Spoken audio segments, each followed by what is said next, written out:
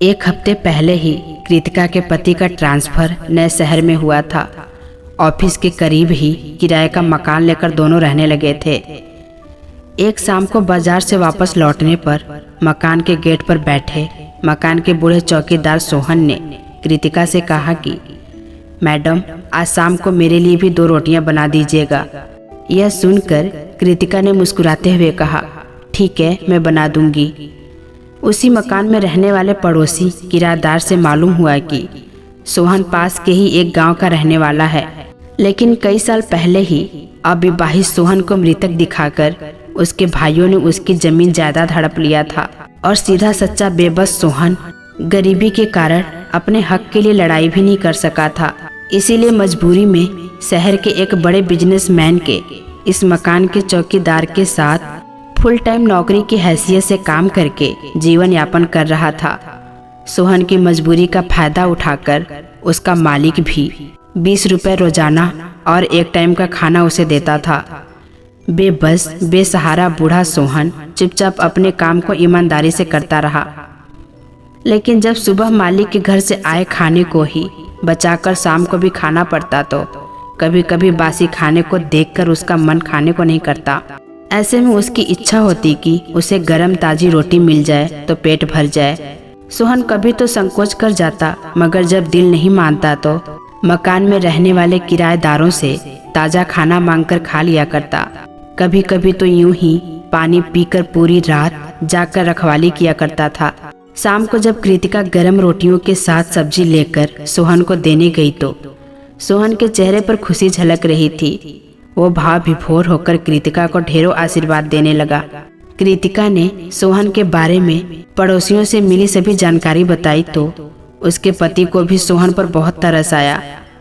इसी तरह धीरे धीरे 1 साल बीत गए थे, लेकिन आए दिन कृतिका के मन में सोहन को न्याय दिलाने, उसका हक उसे वापस दिलाकर जिल्लत की जिंदगी से दूर खुशहाल जीवन के लिए भावना उमड़ती घुमड़ती रहती थी। एक दिन कृतिका के पति को ऑफिस के काम से किसी दूसरे शहर जाना पड़ा। कृतिका घर में अकेली ही थी। वो जल्दी से अपना सारा काम निपटाकर अपनी पसंद की किताब लेकर पढ़ने लगी, लेकिन किताब पढ़ते समय भी थोड़ी थोड़ी देर में कृतिका का ध्यान सोहन की समस्या पर चला जाता था। ऐसे में कृतिका ने किताब बंद करके एक तरफ रख दिया और सोहन की मजबूरी का फायदा उठाकर उसके मालिक द्वारा की जाने वाली ज्यादती और सोहन के परिवार वालों की बेहाई के बारे में सोचने लगी कि बड़ी अजीब दुनिया है, कैसे कैसे लोग हैं इस दुनिया में। मन ही मन कृतिका बहुत कुछ करने की सोचने लगी, लेकिन उसे ये भी समझ में नहीं आ रहा था कि कैसे वो सोहन को न्याय दिला सकेगी। शाम को सोहन की तबीयत भी कुछ ठीक नहीं थी तो उसका मालिक उसे दवाई देने के साथ साथ अभद्र भाषा में न जाने क्या क्या बोलता जा रहा था।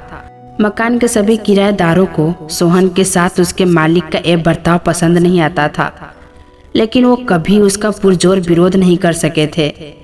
जैसे जैसे रात गहराती चली गई वैसे वैसे सन्नाटा भी गुजरने लगा था, और उस सन्नाटे के बीच बीच में सोहन की कराहने की हल्की हल्की आवाज़ भी गूंज रही थी।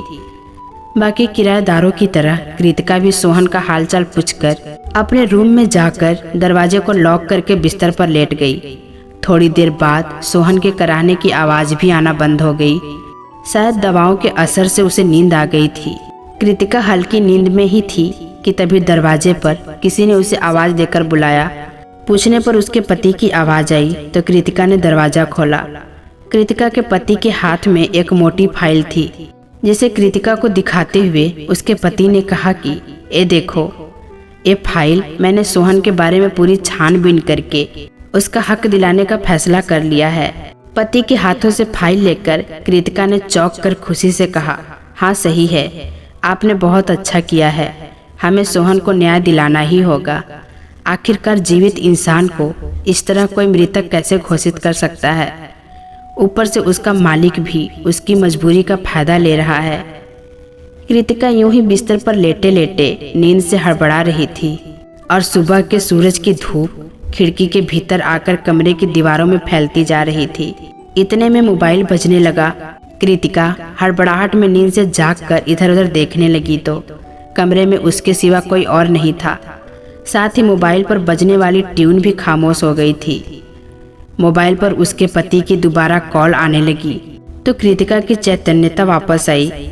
उसने कॉल रिसीव की और पूछा, क्या आप अभी वहीं हैं? क्या आप रात में घर वापस नहीं आए थे?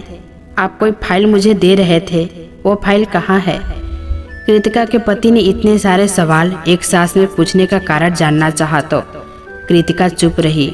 उसे रात के देखे सपने और हकीकत में फर्क समझ आ गया तो वो बोली कि कुछ नहीं, शायद मैंने सपना देखा था। आप तो आज वापस आओगे ना? कृतिका ने अपने देखे सपने के बारे में विस्तार से बताया तो उसके पति ने उसे ज़्यादा न सोचने और अपना ख्याल रखने की बात कहकर बात खत्म की।